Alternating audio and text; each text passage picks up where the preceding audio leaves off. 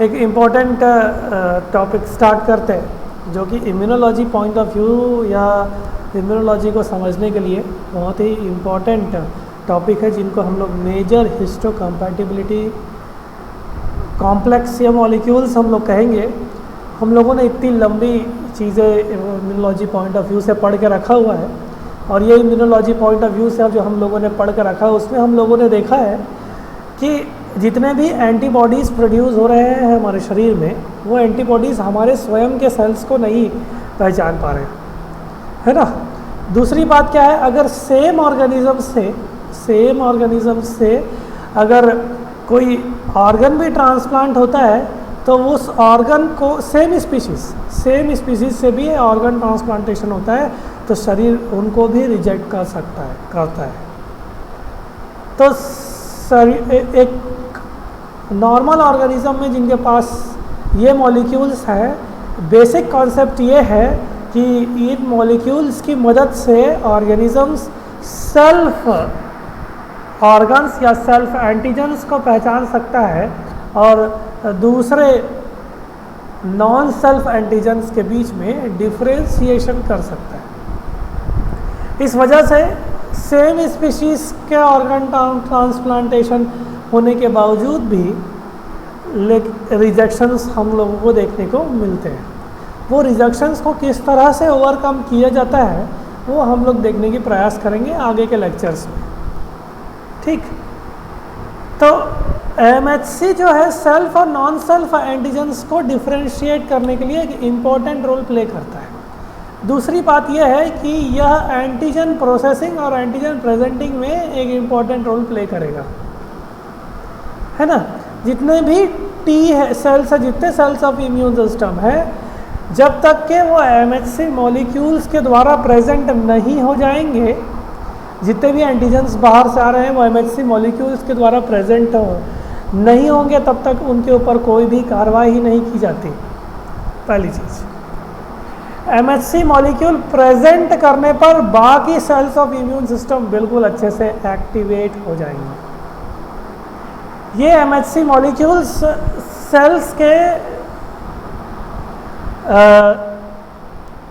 Surface में जिनके पास nucleus है, नियरली सभी में ये एक्सप्रेस होंगे। Different classes of MHC molecules है, आगे देखने का प्रयास करेंगे। तो एक स्पेशली होस्ट सेल्स के पास एंटीजन्स को प्रेजेंट करने के लिए जो ग्लाइकोप्रोटीन्स रहेंगे, ग्लाइकोप्रोटीन्स कह रहा हूँ, इसका मतलब क्या है, एमएचसी या मेजर हिस्टोकम्पैटिबिलिटी मॉलिक्यूल्स या कॉम्प्लेक्स एक ग्लाइकोप्रोटीन्स है। कार्बोहाइड्रेट प्लस प्रोटीन्स के कॉन्जुगेटेड मॉलिक्यूल्स को हम लोग ग्लाइकोप्रोटीन्स कहते हैं। कॉन्जुगेटेड प्रोटीन्स एक हम लोग प्रोटीन्स के अंदर पढ़ते हैं, अगर वो उनका कॉम्प्लेक्स कार्बोहाइड्रेट के साथ हो जाएगा तो उनको हम ग्लाइकोप्रोटीन्स कहते हैं। अब इनकी डिस्कवरी कैसे हुई, इनके ऊपर काम कैसे किया गया, ये डिफरेंट जीन्स के माध्यम से हम लोग पढ़ने की कोशिश करेंगे। अगर आप एमएचसी मॉलिक्यूल्स या मेजर हिस्टोकम्पैटिबिलिटी कॉम्प्लेक्स के बारे में बात करें, ये एक कलेक्शन ऑफ जीन्स के द्वारा एनकोड करते हैं। जैसे कि आपने सेकेंड पॉइंट में आप देख पा रहे हैं कि encoded in large cluster of genes, कि यह लार्ज क्लस्टर्स ऑफ जीन्स या कलेक्शन ऑफ जीन्स में ये एक्सप्रेस होते हैं। और ये ह्यूमंस में क्रोमोसोम 6 और माउस में क्रोमोसोम 17 में इनके डीएनए के स्ट्रेच पाए जाते हैं। अब क्रोमोसोम 6 आपको याद आ जाएगा जब मैंने ब्लड ग्रुप्स का टॉपिक बताया। आप लोग ब्लड ग्रुप में आप लोगों ने देखा होगा क्रोमोसोम 6 का कितना इंपॉर्टेंट रोल प्ले होता है। तो ये लार्ज जीन्स से एक्सप्रेस होते हैं, लास्ट क्लस्टर ऑफ जीन्स से एक्सप्रेस होते हैं। सबसे पहली चीज़ कलेक्शन ऑफ जीन्स हम लोगों को ध्यान पर रखना है। इनकी डिस्कवरी जो है वो माउस पे स्टार्ट किया गया था गॉर्गर के द्वारा, ग्रॉरर के द्वारा। क्या है, साइंटिस्ट में थोड़ा सा ग्रॉरर एंड स्नेल के ऊपर एक इम्पॉर्टेंट एक्सपेरिमेंट में कर रहे थे। जब हम लोग एक्सप्रेशन ऑफ जीन्स देखेंगे तब हम लोग इन चीज़ों को ध्यान पे देखेंगे। इस MHC को ह्यूमंस के केस में कहा जाता है HLA कॉम्प्लेक्स। इस MHC को ह्यूमंस के केस में कहा जाएगा HLA complex. H for human, L for leukocyte, A for antigen. तो ग्रॉरर जो है वो ब्लड ग्रुप एंटीजन्स के ऊपर कुछ कुछ एक्सपेरिमेंट कर रहे थे, इस वजह से माउस में, इस वजह से वो कुछ एंटीजन्स की वजह से, अब देखो एक कॉन्सेप्ट आप ले सकते हो कि वो एंटीजन्स के ऊपर कुछ कर रहे थे और उन्होंने देखा कि माउस में जो ऑर्गन ट्रांसप्लांट उन्होंने करने की कोशिश करी, वो ऑर्गन्स का मतलब कुछ टिश्यूज़ को ट्रांसप्लांट या ट्यूमर्स को ट्रांसप्लांट करने की कोशिश करी थी, तो वो उनके द्वारा रिजेक्ट हो गए थे। उसके बाद उन्होंने सोचा कि हाँ कि कोई तो है जो इस रिजेक्शन के लिए रेस्पॉन्सिबल है, तो वो मेजर हिस्टोकम्पैटिबिलिटी कॉम्प्लेक्स है। कंपैटिबिलिटी मतलब वो स्वयं के टिश्यूज़ के साथ कंपैटिबल हो रहा है ना। तो मेजर हिस्टोकम्पैटिबिलिटी कॉम्प्लेक्स ह्यूमंस के केस में HLA कहा जाता है, human leukocyte antigen, and mouse के केस में इनको H2 कॉम्प्लेक्स के नाम से जाना जाता है। इस HLA कॉम्प्लेक्स को बहुत अच्छे से पढ़ने का प्रयास करेंगे, इनके जीन्स कैसे एक्सप्रेस होते हैं वो भी देखने का प्रयास करेंगे। अगर आप लोग देखेंगे कि ह्यूमंस हो या माउस हो, मुख्यतः अगर हम लोग इन DNA की स्ट्रेच को देखने का प्रयास करेंगे तो हम लोगों को 3 डिफरेंट क्लासेस ऑफ मॉलिक्यूल्स हम लोगों को देखने पड़ेंगे, जो उनमें से 2 बहुत ज़्यादा इंपॉर्टेंट है, जो आपको बहुत अच्छे से ध्यान पे रखना है। उन मॉलिक्यूल्स को हम लोग कहते हैं MHC क्लास 1 और MHC क्लास 2, क्लास 3 भी है, इवन क्लास 4 भी देखा गया है। तो मुख्यतः आप लोगों को MHC क्लास 1 और MHC क्लास 2 के बारे में बहुत अच्छे से देखने को मिलेगा। MHC क्लास 1 और MHC क्लास 2 में जाने से पहले हम लोग स्ट्रक्चर वाइज अगर देखेंगे तो दोनों ही क्लासेस में जो सब यूनिट से मिलके बने हुए हैं, वो क्या बोलते हैं, वो डिफरेंट है। लेकिन अगर आप इसका 3D स्ट्रक्चर देखने की कोशिश करेंगे तो यह सिमिलर 3D स्ट्रक्चर्स देखने को मिल जाएंगे। जैसे कि आप देख सकते हैं 3D स्ट्रक्चर्स में यह सिमिलर है, लेकिन यह सब यूनिट्स में डिफरेंट देखने को मिलेंगे।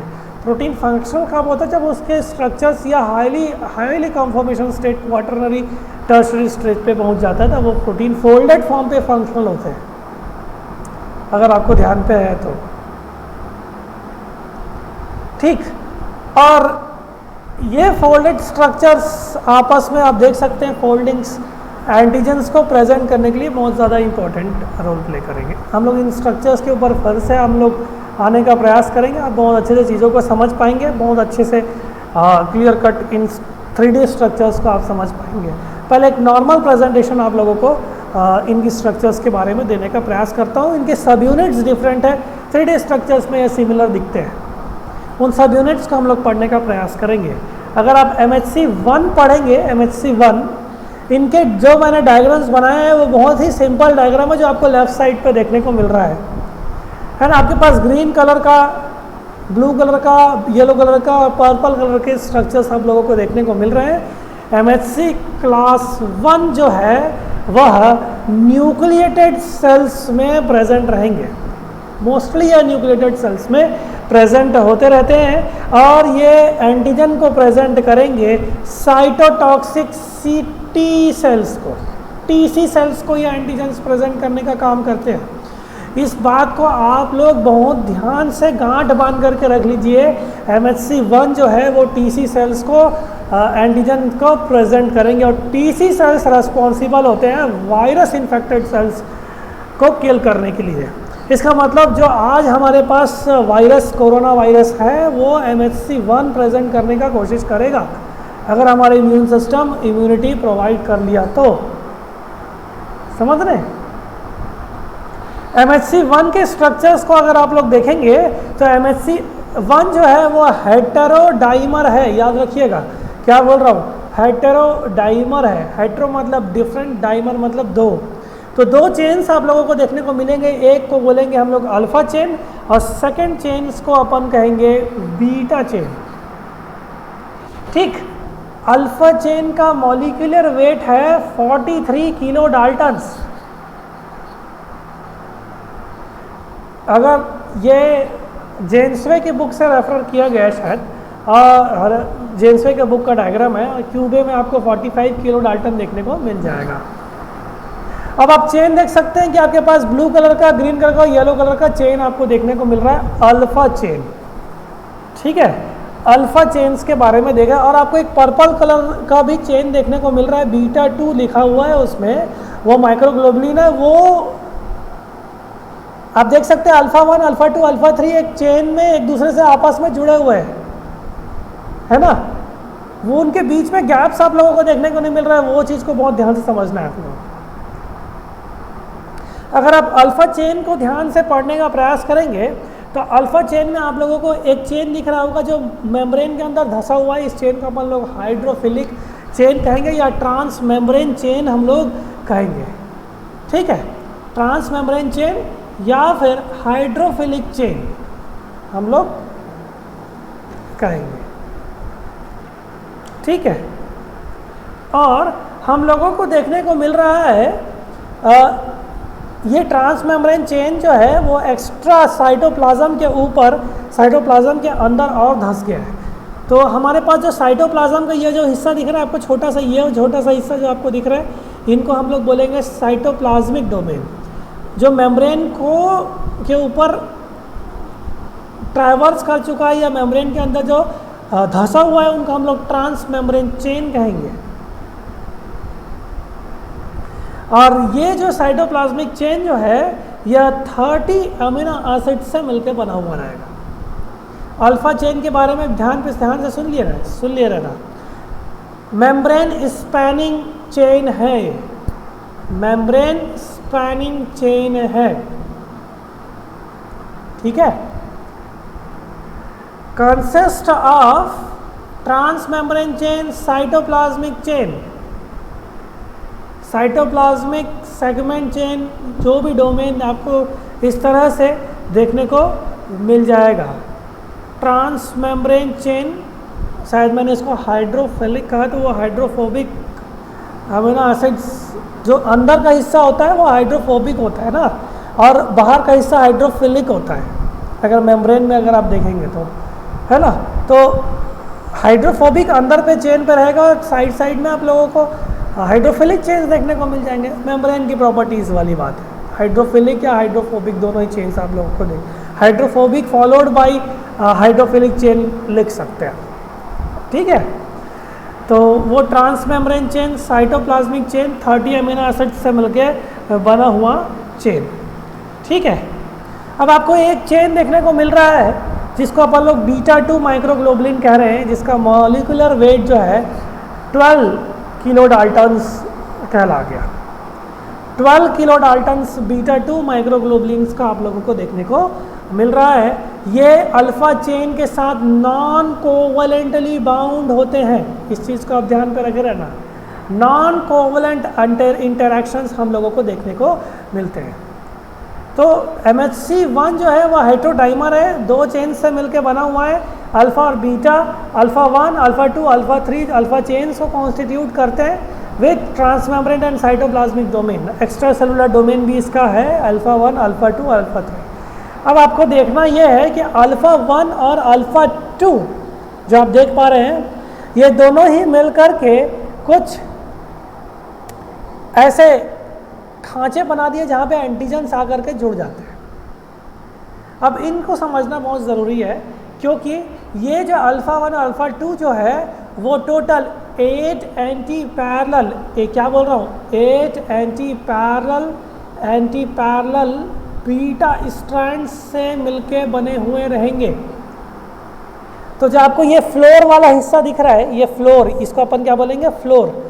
अगर आप इस पेपर को देखने का प्रयास करेंगे और आपको अल्फ़ा 1 और अल्फ़ा 2 के बीच में ऐसे कुछ स्ट्रक्चर्स देखने को मिल रहे हैं, और ये फ्लोर वाला स्ट्रक्चर आपको देखने को मिल रहा है, ये फ्लोर वाला स्ट्रक्चर, ये फ्लोर वाले स्ट्रक्चर जो है वो एक्चुअल में 8 एंटी पैरेलल बीटा स्ट्रैंड्स आपको देखने को मिल रहा है। आप देख सकते हैं आपके पास राइट साइड में अगेन ग्रीन कलर के और ब्लू कलर के ऐसे तीर वाले निशान आपको देखने को मिल रहे हैं, है ना, तीर वाले निशान आपको देखने को मिल रहे हैं।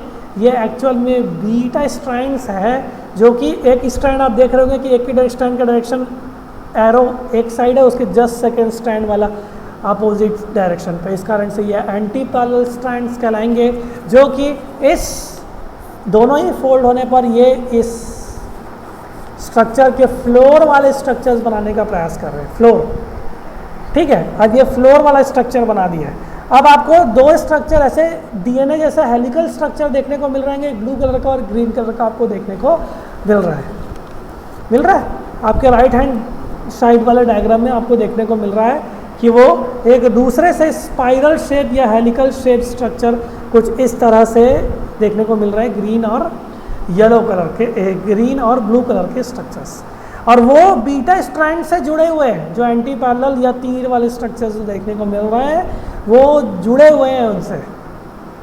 तो आप देखिए कि ये फ्लोर वाला स्ट्रक्चर, ये आपका फ्लोर स्ट्रक्चर बन गया, और ये जो अल्फा हेलिकल या अल्फा, इनको हम लोग अल्फा हेलिक्स स्ट्रक्चर कहेंगे, और ये हेलिकल स्ट्रक्चर ये इस फ्लोर के वॉल्स बनाने का काम करेंगे।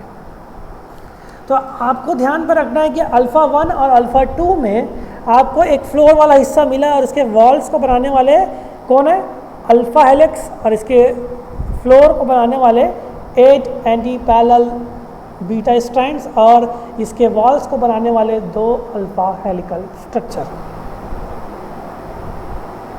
ठीक।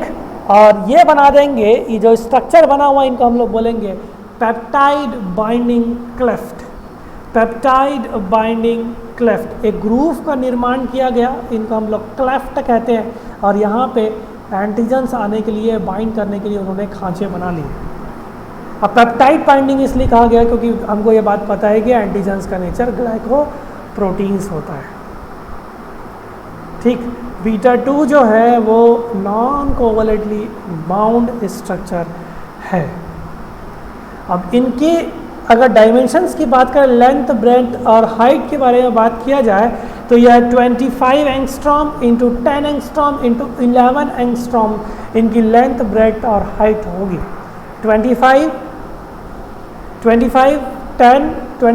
इंटू 10 इंटू 11 इन क्लेफ्ट की बाइंडिंग होगी, ठीक है। चलो, किसी को कोई डाउट है तो आप पूछ सकते हो, कोई चीज़ रिपीट करना है तो मैं बता सकता हूँ। कोई भी दिक्कत किसी को भी, कोई भी पॉइंट पे, तो आप मेरे से पूछ सकते हैं।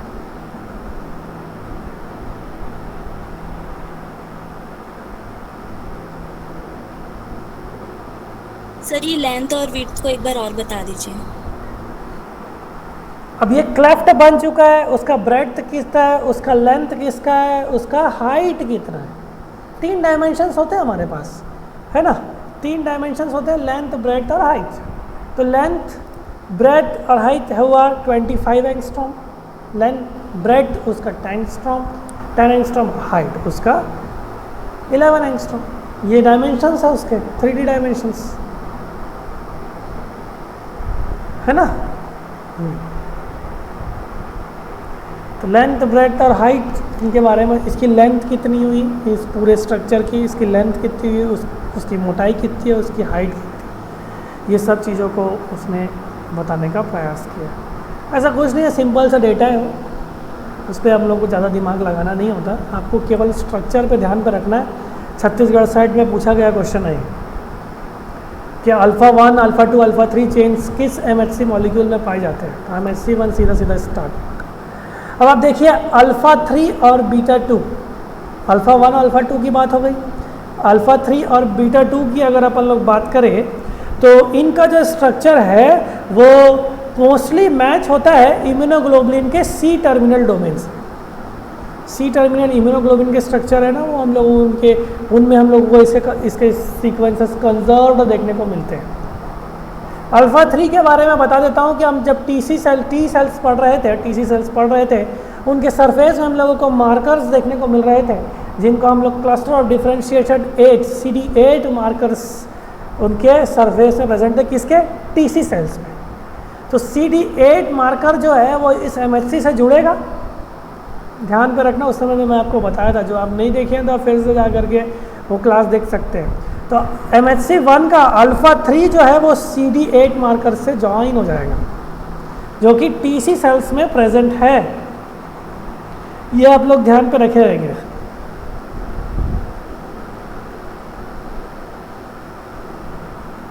ठीक है। β2 का इंटरेक्शन अल्फा 3 के साथ भी देखने को मिलता है हमको, और अल्फा 1 के साथ भी इंटरेक्शन और अल्फा 2 के साथ भी इंटरेक्शन देखने को मिलता है, लेकिन नॉन कोवलेंट इंटरेक्शन है। ये आप लोगों को ध्यान पे रखना पड़ेगा। अब अल्फा चेन और बीटा चेन में जो डिफरेंस है उसको ध्यान से देखे रहना कि उनके पास ट्रांस मेम्ब्रेन डोमेन नहीं है। दिख रहा है आपको? नहीं दिख रहा है ना? नहीं तो वो मेम्ब्रेन से धंसा हुआ रहता, नहीं है। साइटोप्लाज्मिक डोमेन नहीं है, इस चीज़ को भी आप ध्यान पे रखे रहना। तो β2 माइक्रोग्लोबुलिन्स एसोसिएटेड अल्फा 3 के साथ और अल्फा 1-2 के साथ है, नॉट कोवलेंट इंटरेक्शन के साथ, लेकिन lacking trans membrane domain and cytoplasmic domain. ठीक। तो ये MHC1 के बारे में ये बारीकियाँ आप लोगों को ध्यान पर रखना पड़ेगा कि CD8 मार्कर के साथ जा कर के यह जुड़ता है, जो TC सेल्स के साथ अटैच्ड है, और TC सेल्स जो हैं वो उनके सरफेस में CD8 मार्कर, उसका अल्फा 3 वाला पोर्शन अटैच हो रहा है। ये आपको ध्यान पे रखना है। अगर आप इतना समझ जाए, MHC2 समझना बहुत ईजी है। कुछ और स्ट्रक्चर्स के बारे में तो आप देख सकते हैं। पेप्टाइड बाइंडिंग क्लेफ्ट आप लोगों को देख सकते हैं, बहुत अच्छे से चीज़ों को बताया गया है कि उसका फ्लोर स्ट्रक्चर आप देखिए कि वो जो तीर वाले स्ट्रक्चर्स दिख रहे हैं आपको, वो बीटा स्ट्रैंड्स है, उसके वॉल्स आप देख सकते हैं, वो पेप्टाइड बाइंडिंग क्लेफ्ट कहला रहा है। उनके वॉल्स बनाने के लिए alpha 1, alpha 2, alpha helical structure responsible है। तो alpha 1-2 is responsible for formation of peptide binding cleft.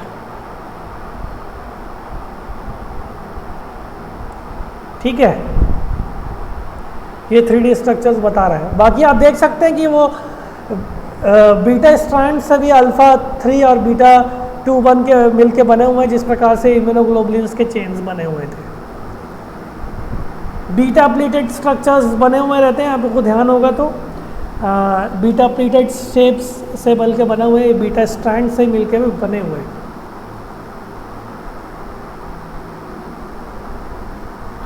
β2 और अल्फा 3 वो इम्यूनोग्लोबुलिन जीन्स को स्ट्रक्चर को मैच करते हैं। दूसरी बात, इनमें इसी कारण से इनको इम्यूनोग्लोबुलिन सुपर फैमिलीज में रखा गया, इम्यूनोग्लोबुलिन्स के साथ मैच कर रहे हैं इसलिए।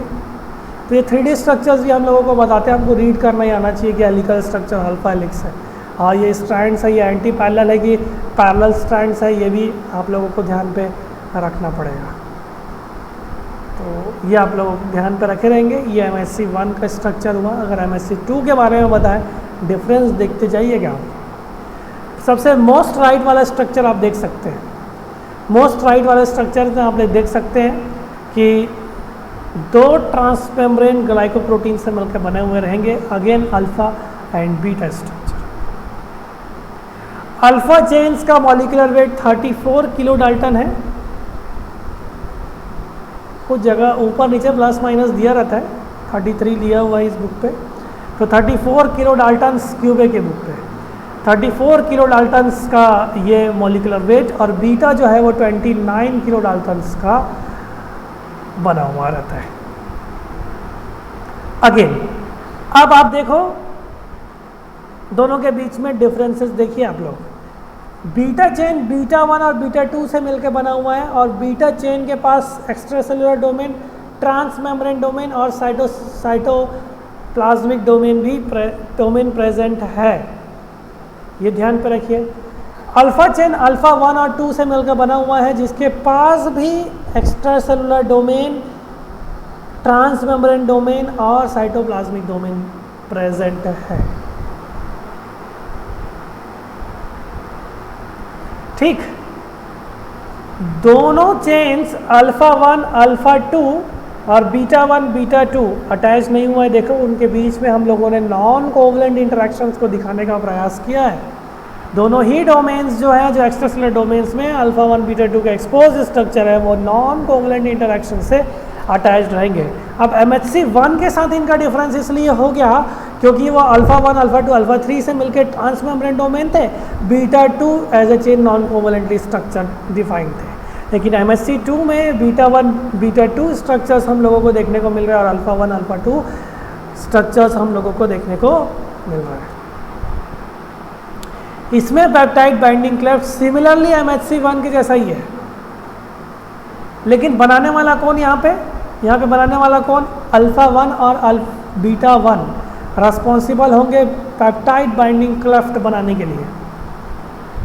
सेम सिमिलर कंपोजिशन से बना हुआ रहता है। आप देख सकते हैं यहाँ पे भी अल्फा हेलिक्स जो इनके वॉल्स के बना रहे हैं और बीटा स्ट्रैंड एंटी पैरेलल आप लोगों बीच वाले स्ट्रक्चर में देख सकते हैं, जस्ट मिडिल वाले स्ट्रक्चर में देख सकते हैं आप लोग।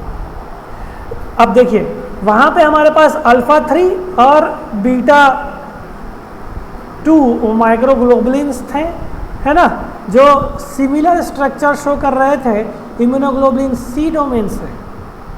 इम्यूनोग्लोबुलिन सी डोमेन से हम लोगों को देखने को मिल रहा था और यहाँ पे हमारे पास अल्फा 2 और बीटा 2 डोमेन्स जो हैं वह आपको देखने को मिलेगा सिमिलरली जिस प्रकार से हम लोगों ने MHC 1 में पढ़ा है। एक चीज़ आप ध्यान पर रखे रहेंगे कि कोवलेंट इंटरेक्शन इनके बीच में नहीं है अल्फा 1 अल्फा 2 और बीटा 1 बीटा 2 के पॉइंट ऑफ व्यू से, है ना। डिफरेंस को समझते जाइए, हम लोग डिफरेंस को भी समझने का प्रयास करेंगे आगे।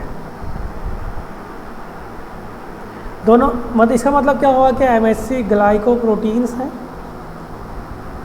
है ना, डिफरेंट क्लासेस इनके हैं और MHC 2 जाकर के CD4 से जाकर के बाइंड होगा जो कि T हेल्पर सेल्स में प्रेजेंट रहते हैं। ये मैं आप लोगों को आगे बताता हूँ। दोनों के स्ट्रक्चर में कोई डिफरेंस आप लोग देख सकते हैं और अच्छे से डायग्रामेटिकली कि पेप्टाइड बाइंडिंग क्लेफ्ट रिस्पॉन्सिबल है अल्फा 1 बीटा 1 बनाने के लिए और अल्फा 2 बीटा 2 बनाने के लिए। अल्फा 2 बीटा 2 जो है वो अगेन इंटरेक्शन शो करेंगे टी सेल्स में प्रेजेंट मार्कर्स में। इस केस पे वह CD4 मार्कर हो जाएगा। दोनों चेन्स में ट्रांसमेम्ब्रेन डोमेन प्रेजेंट है, लेकिन पहले वाले केस में केवल एक चेन के पास ही ट्रांसमेम्ब्रेन डोमेन थे। ये भी आप लोग ध्यान पे रखे रहेंगे। ठीक, हर किसी का अलग अलग वे ऑफ प्रेजेंटेशन है। ये बहुत अच्छा प्रेजेंटेशन मेरे को दिखता है, तो इस कारण से एकदम सिंपल सा होता है। इस कारण से मैं आप लोगों के पास इस चीज़ों को लेकर के आया हूँ। क्लियर है? थोड़ा सा बैक रिवीजन मैं आप लोगों को करवा देता हूँ। ये भी फिर आपको peptide binding cleft 3D structure बोला ना कि सिमिलर है, केवल डिफरेंट सब यूनिट से मिलकर बने हुए हैं और वो सब यूनिट सब आपको बिल्कुल अच्छे से ज्ञात हो गया होगा, है ना। ठीक, अब आप देख सकते हैं कि MHC 1 जो है न्यूक्लिएटेड सेल्स में प्रेजेंट है। TC सेल्स MHC 1 जिस सेल्स को रिकॉग्नाइज करेगा, वायरस के पेप्टाइड को रिकॉग्नाइज करने का काम करेगा। CD8 में जाकर के उसके अल्फा 3 स्ट्रक्चर जाकर जो है TC सेल्स काम करना स्टार्ट कर देगा। ऑल वायरस सभी न्यूक्लिएटेड सेल्स को इन्फेक्ट करता है क्योंकि उसको उसका रेप्लिकेशन करना रहता है।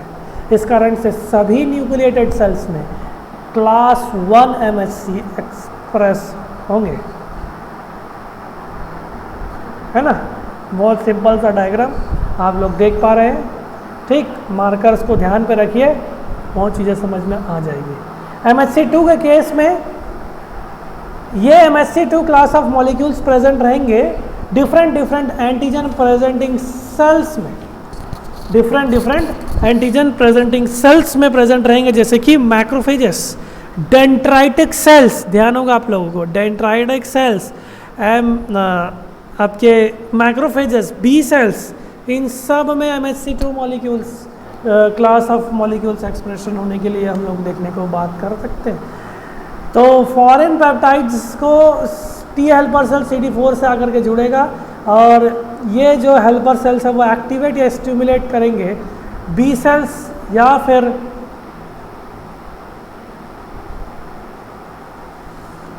बी सेल्स या माइक्रोफेजेस को, जैसे कि जो टी हेल्पर सेल्स का काम रहता है जो हम लोगों ने पिछले क्लासेस में पढ़ के रखा हुआ है। तो आप देख सकते हैं कि MSc क्लास 1 और MSc क्लास 2 जो कितना रिस्पॉन्सिबल है। दूसरी बात मैं आप लोगों को बता रहा था कि रिजेक्शन कर देते हैं ऑर्गन ट्रांसप्लांट, लेकिन ऑर्गन ट्रांसप्लांटेशन किया जाता है। क्यों किया जाता है? क्योंकि वो MHC के एक्सप्रेशन को बहुत ज़्यादा ही कम कर दिए जाते हैं। MHC का जो एक्सप्रेशन है वो जैसे कि जिस स्पीशीज़ में आपको ऑर्गन ट्रांसप्लांटेशन करना है तो MHC के एक्सप्रेशन को अगर आप कम कर देंगे और ऑर्गन ट्रांसप्लांट करेंगे तो वो उसको रिजेक्ट नहीं कर पाएगा, है ना। इस कारण से ऑर्गन ट्रांसप्लांट में इम्यून सिस्टम को सप्रेस करने के लिए ड्रग्स दिया जाता है जिसको हम लोग इम्यूनो सप्रेसेंट ड्रग्स कहते हैं। MHC के एक्सप्रेशन को लोअर कर दिया जाता है, मेनली MHC2 के एक्सप्रेशन जो है कि नॉर्मल फॉरेन एंटीजेंस के लिए, वायरस इन्फेक्टेड सेल्स के लिए रिस्पॉन्सिबल MHC1 हुआ ना, तो MHC2 ऑलमोस्ट सभी सेल्स में प्रेजेंट है ना, एंटीजन प्रेजेंटिंग सेल्स में प्रेजेंट है ना, और ये एक्टिवेट करवाएंगे नॉर्मल। वायरस के लिए हमारे पास MHC1 है, तो इम्यूनोसप्रेसेंट ड्रग्स देने से उनमें उनके एक्सप्रेशन को लो कर दिया जाता है ताकि MHC1 जो है वो सेल्फ नॉन सेल्फ का डिफरेंशिएशन ज़्यादा अच्छे से ना कर सके और ऑर्गन्स जो ट्रांसप्लांट किए गए हैं वो एक्सेप्ट हो जाए। तो ये बात आपके MHC स्ट्रक्चर्स की है। अब इनके जीन्स के बारे में हम लोग नेक्स्ट क्लास में पढ़ेंगे, ठीक है।